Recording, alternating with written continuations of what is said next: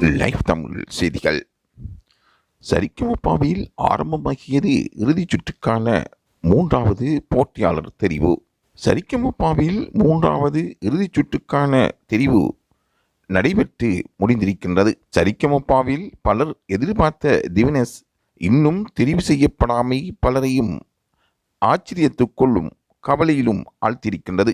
மக்களின் பிடித்த ஓர் நிகழ்ச்சியாக உலகம் எங்கும் இருக்கின்ற தமிழ் பேசும் மக்களுக்கு மத்தியில் வலம் வந்து கொண்டிருக்கின்ற நிகழ்ச்சியாக சரிகமபா நிகழ்ச்சி பார்க்கப்படுகின்றது.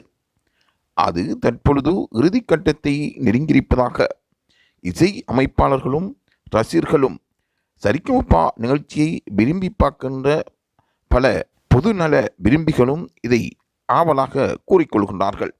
இதில் போட்டியாளர்கள் விறுவிறுப்புடன் தங்கள் பாடல்களை திறமையை வெளிக்காட்டும் வண்ணம் பாடி வருவதாகவும் கூறப்படுகின்றது. நிகழ்ச்சியின் சட்ட திட்டங்களுக்கு சில போட்டியாளர்கள் நடந்து கொண்டால் அவர்கள் தொடர்ந்தும் அந்த போட்டியில் நிலைக்க செய்யப்படுகின்றார்கள். அந்த சட்ட திட்டங்களை மீறப்படுமாக இருந்தால், அதாவது சங்கீதத்தில் இருக்கின்ற நுணுக்கங்கள் மீறப்படுமாக இருந்தால் அவர்கள் போட்டியை விட்டு வெளியேற்றப்படுகின்றனர். இதனைத் தொடர்ந்து இறுதிச் சுற்றுக்கான தெரிவும் நடைபெறும். தற்பொழுது அந்த நிலை ஆரம்பிக்கப்பட்டு முடிவுறுத்தப்பட்டிருப்பதாக கூறப்படுகின்றது. இந்த நிலையில் இறுதிச் சுற்றுக்கான சுற்றில் ஒவ்வொரு போட்டியாளர்களும் திறமையாக பாடியதை பலரும் ஆச்சரியமாக வியந்து பார்த்தார்கள்.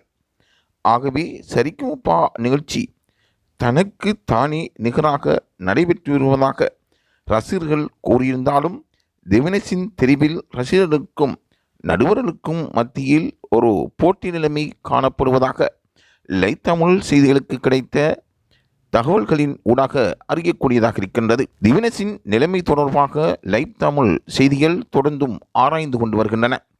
அவர் தொடர்பாக உரிய தரப்பினரும் விசாரித்த பொழுது இன்னும் 2 சுற்றுக்கள் நடைபெற இருப்பதாகவும் அதில் அவர் தெரிவு செய்யப்படக்கூடிய வாய்ப்பு இருப்பதாகவும் அங்கிருந்து கிடைக்கும் தகவல்கள் தெரிவிக்கின்றன.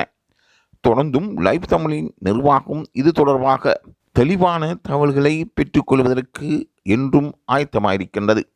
ஆகவே லைவ் தமிழ் செய்தியுடன் தொடர்ந்தும் இணைந்திருங்கள்.